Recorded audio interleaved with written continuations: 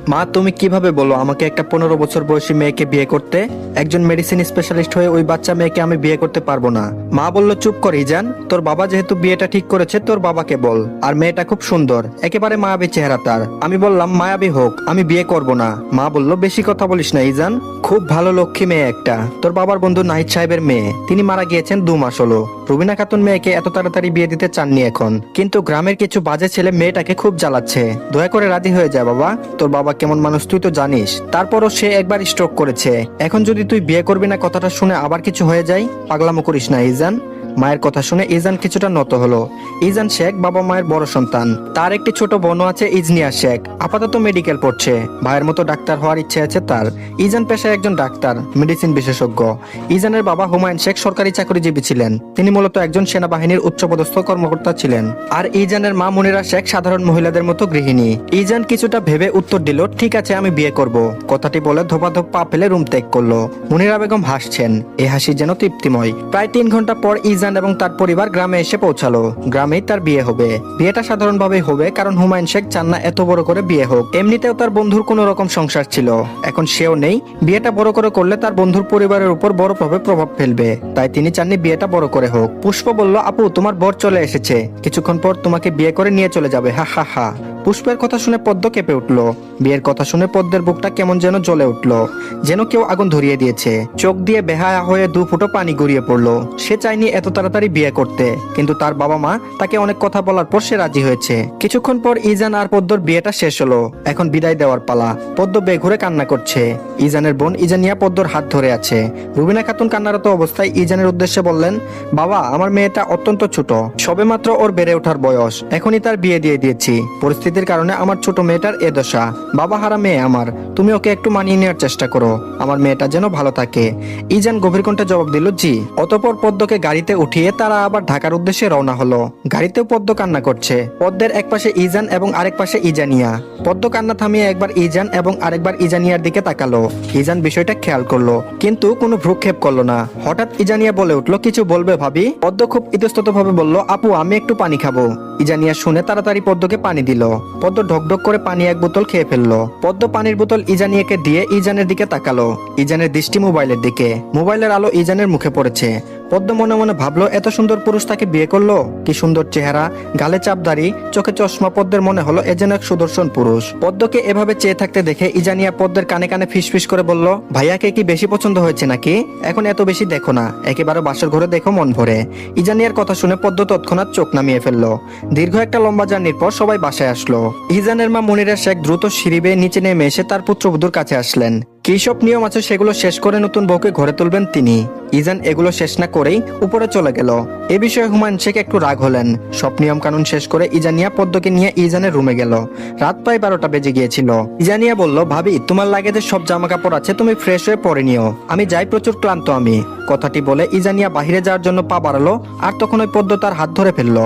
বেশ আকুতি নিয়ে বলল, আপু আমি কখনো একা ঘুমাইনি, আমার ভয় লাগে, সবসময় আমার ছোট বোন আমার সাথে ঘুমাতো। ইজানিয়া হেসে ফেললো পদ্মের কথা শুনে, বলল, তুমি একা কোথায়, ভাইয়া আছে তো। ইজানিয়ার কথাটা শুনে অবাক হয়ে গেল। সে একজন পুরুষ মানুষের সাথে ঘুমাবে শুনে কেমন যেন শরীরে কাটা দিয়ে উঠলো। তারপর বলল, না না আপু, আমি একটা ছেলের সাথে ঘুমাতে পারবো না।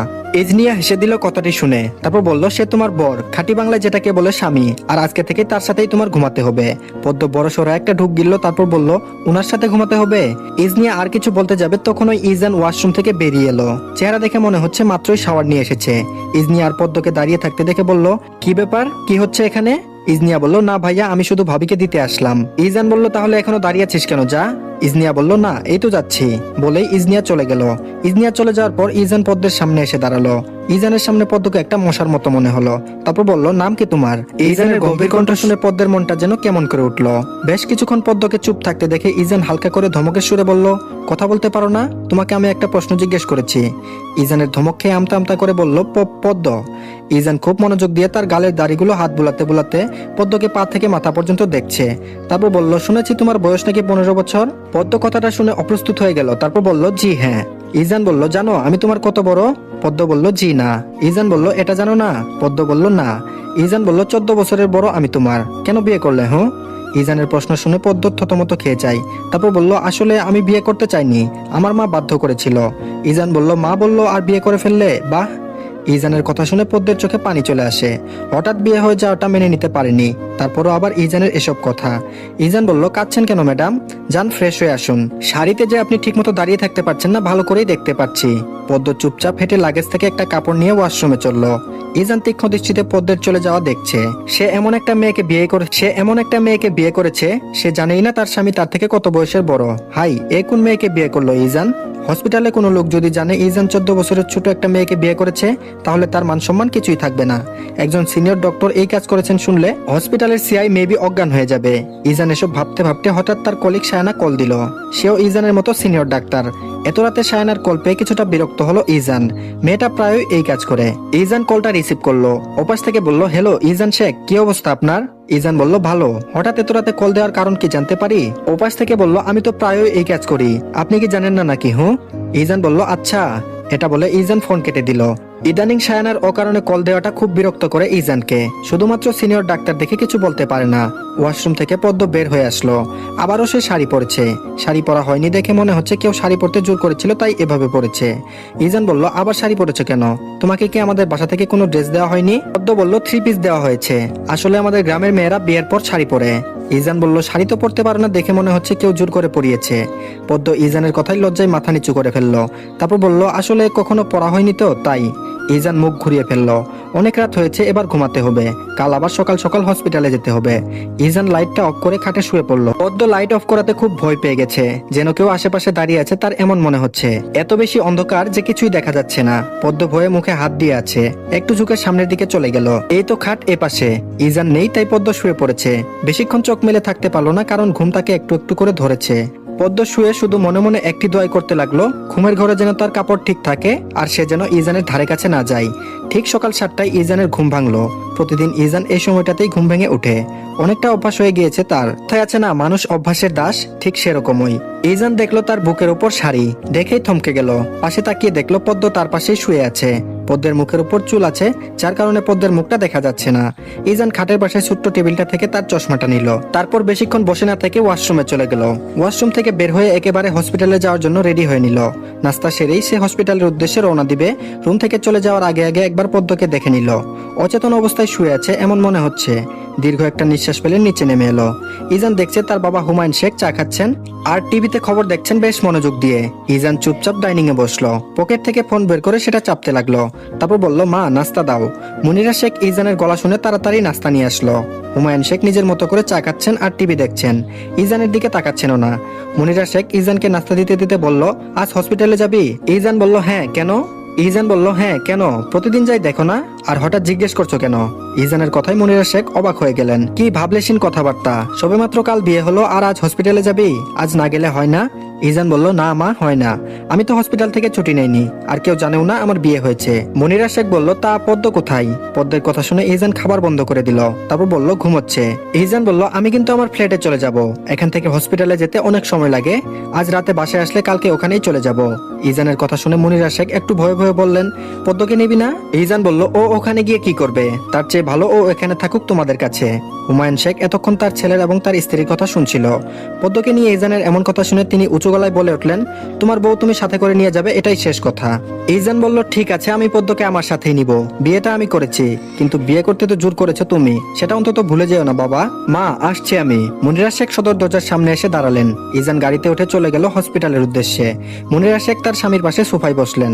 তারপর বললেন, আচ্ছা আমি কি বলি, পদ্ম আমাদের সাথে থাকুক কিছুদিন। সবকিছুই তো তোমার ইচ্ছেতেই হচ্ছে, এটা না হয় আমার ইচ্ছেতে একটু হোক। ইজান সারাদিন হসপিটালে থাকবে, পদ্ম কি একা একা বাসায় থাকবে নাকি? ওর মন টিকবে ওখানে বলো? সবেমাত্র গ্রাম থেকে আসলো মেয়েটা, শহরের কিছুই চিনে না। যদি ওখানে ওর একা একা থাকতে কোনো সমস্যা হয়? হুমায়ুন শেখ বললেন, পদ্ম কি সারা জীবন আমাদের সাথে থাকবে? ওর তো একাই থাকা লাগবে, আর না হয় ইজানের বাসায় তুমি 2-1 দিন থেকে এসো। বুদ্ধিটা খারাপ না। হুমায়ুন শেখের কথাটি খুব ভালো লাগলো মুনিরা শেখের। তারপর বলল, ঠিক বলেছো, আমি থেকে আসবো ওই বাসা থেকে। ঘড়ির কাঁটা যখন 9টা 20, তখন পদ্মের ঘুম ভাঙলো। ঢুলুমুলু হয়ে বসেছে সে। হাত দিয়ে চোখ ডলছে, দু হাতে তার চুলগুলো খোপা করে নিল। পদ্মের একটা অভ্যাস, ঘুম থেকে উঠে সে ওই বিছানাতেই কয়েক মিনিট বসে থাকবে। পদ্ম ইজানের রুম ভালো করে দেখছে। এক দেয়ালে ইজানের অনেক বড় একটা ছবি, দেখে মনে হচ্ছে চারপাশে শুধু পাহাড় আর পাহাড়, আর ইজান দাঁত দেখিয়ে হাসি দিয়ে আছে। ইজানের গ্যাস দাঁতও আছে, যার কারণে তার হাসিটা একটু বেশি সুন্দর দেখাচ্ছে। পদ্ম মুগ্ধ নয়নে ইজানের ছবিটা দেখছে আর মনে মনে বলছে, মানুষটা এত সুন্দর কেন। পদ্ম বিছানা ছেড়ে উঠে আসলো, কিন্তু বিছানার দিকে আবারও তাকালো। আচ্ছা, মানুষটা কোথায়? ঘুম থেকে উঠে তো তাকে দেখলাম না। এসব ভাবতে ভাবতে পদ্ম ওয়াশরুমে চলে গেল। ওয়াশরুম থেকে বের হয়ে দেখলো তার ননদ ইজনিয়া দাঁড়িয়ে রয়েছে। ইজনিয়াকে দেখতে পেয়ে সে এক প্রকার খুশি হলো, কারণ তার শাড়িটা এলোমেলো হয়ে আছে, ইজনিয়া ঠিক করে দিতে পারবে। দ্রুত পায়ে ইজনিয়ার সামনে দাঁড়ালো। ইজনিয়া পদ্মকে এই অবস্থায় দেখে অবাক হয়ে গেল, বলল, তোমার একই অবস্থা? পদ্ম তুতা পাখির মতো উত্তর দিল, আপু, কাল রাতে আমি বিয়ের শাড়ি খুলে এটা পরেছিলাম, শাড়ি ঠিক মতো পরতে পারিনি, আমি কখনো পরিনি তাই পারিনি। ইজনিয়া বলল, তার তোমাকে শাড়ি পরতে বলেছিল কে? পদ্ম বলল, আমাদের গ্রামের মেয়েরা বিয়ের পর শাড়ি পরে, তাই আমিও পরেছি। ইজনিয়া বলল, তুমি যে এভাবে শাড়ি পরেছো ভাইয়া কিছু বলেনি? ইজনিয়া সন্দেহ দৃষ্টিতে প্রশ্নটি করলো। পদ্ম বলল, না আপু, উনি কিছু বলেনি, আপনি আমার শাড়িটা একটু ঠিক করে দিবেন আপু? ইজনিয়া বলল, অবশ্যই দিব, আর শোনো, তুমি আমাকে তুমি করে বলবা, ঠিক আছে? পদ্ম বলল, জি আচ্ছা। ইজনিয়া পদ্মের শাড়ি ঠিক করে দিচ্ছে। পদ্ম বেশ নিচু কণ্ঠে ইজনিয়াকে প্রশ্ন করলো, আপু, ওনার নামটা আসলে কি? উনি কি করে? আচ্ছা আপু, আমি ঘুম থেকে উঠে ওনাকে দেখলাম না কেন? ইজনিয়া এক পর্যায়ে পদ্মের প্রশ্ন শুনে হেসে দিল। পদ্ম তার স্বামীর নাম ওই জানে না, বিষয়টা একটু বেশি হাস্যকর না?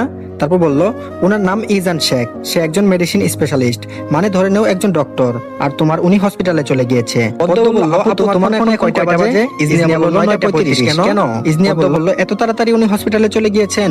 আর এখন কি কোনো রোগী আসবে নাকি? ইজনিয়া আবারও হেসে দিল পদ্মের কথা শুনে। তারপর বলল, এখান থেকে হসপিটাল যেতে 2 ঘন্টাও বেশি সময় লাগে, আর ভাইয়া যেহেতু সরকারি ডক্টর, মেডিকেল অফিসার, তাই ওদের একটু আগেই হসপিটালে উপস্থিত থাকা লাগে, বুঝছো সুন্দরী? পদ্ম বলল, জি আপু। ইজনিয়া এবার মজা করেই পদ্মকে একটা প্রশ্ন জিজ্ঞেস করলো। ইজনিয়া বলল, তুমি আমার নাম জানো তো? পদ্ম প্রশ্নটা শুনে বেশ থতমত খেয়ে গেল। আসলে সে তো ননদের নামও জানে না, এই লজ্জার কথা কাকে বলবে। তারপর বলল, না আপু। ইজনিয়া হাসতে হাসতে বলল, আমার নাম ইজনিয়া শেখ। তারপর বলল, তোমরা কি শেখ বংশ? পদ্ম বেশ উৎসাহ নিয়ে প্রশ্নটা করলো। ইজনিয়া বলল, হ্যাঁ। আচ্ছা, এখন নিচে চলো, বাকি কথা পরে বলবো তোমাকে, অনেক বেলা হয়ে গেছে, এখন নাস্তা করনি, মা বকবে, তাড়াতাড়ি চলো। ইজনিয়া পদ্মকে নিয়ে নিচে চলে আসলো। ডাইনিং এ এক মহিলা খাবার বাড়ছে। ইজনিয়া মনিরা শেখকে ডাক দিলেন তাদের সাথে নাস্তা করার জন্য, কারণ তিনি এখনো নাস্তা করেননি। একই টেবিলে পদ্ম, তার ননদ এবং তার শাশুড়ি বসলো। খাওয়ার সময় পদ্মকে তার শাশুড়ি অনেক কথাই বলল। পদ্ম শুধু কথার উত্তর হিসেবে হেসেছে। মনিরা শেখ বলল, শুনো পদ্ম, ইজান যখন হসপিটালে যাবে তখন তুমি যত গভীর ঘুমে থাকো না কেন, উঠে যাবে, বুঝেছো? ওকে হসপিটালে যাওয়ার আগে নাস্তা রেডি করে তারপর দিবে। এরপর না হয় ও হসপিটালে চলে গেলে তুমি আবার ঘুমোবে। দেখো, তোমার বয়স কম, আমরা মানছি, কিন্তু এখন তো তোমার বিয়ে হয়ে গিয়েছে, তোমার এখন এগুলো অভ্যাস করতে হবে, শিখে নিতে হবে। পদ্ম বলল, জি মা, আমি প্রতিদিন সকালে তাড়াতাড়ি উঠি, আজ কেন দেরি হয়ে গেল বুঝলাম না। পদ্ম মাথা নিচু করে কথাটি বলল। মনিরা শেখ বলল, সমস্যা নেই, আর তোমার লাগেজ যদি গুছানো না থাকে তাহলে গুছিয়ে নিও, কাল ইজান তোমাকে নিয়ে ওর ফ্ল্যাটে চলে যাবে। পদ্মের কাশি উঠে গেল, কাশতে কাশতে অবস্থা খারাপ, চোখ দিয়ে পানি চলে এসেছে। ইজনিয়া পদ্মকে এক গ্লাস পানি দিল।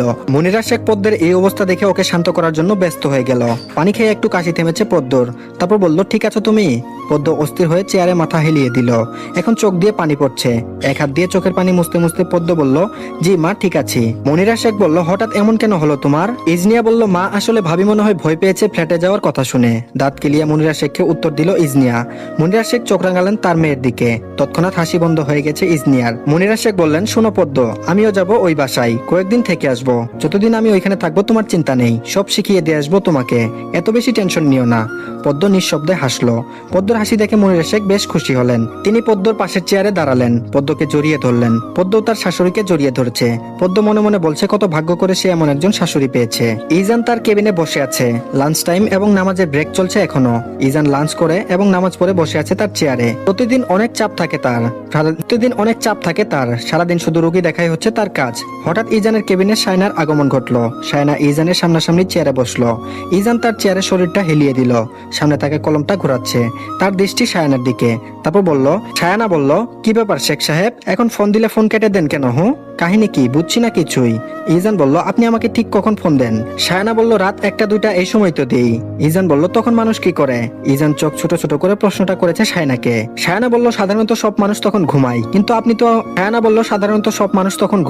আপনি তো আরো পরে ঘুমান। আসলে আপনার সাথে কথা বলতে ভালোই লাগে। ইজান বলল, আমার তো ভালো লাগে না, আসলে ওই সময়টাই নিজেকে একা রাখতে পছন্দ করি।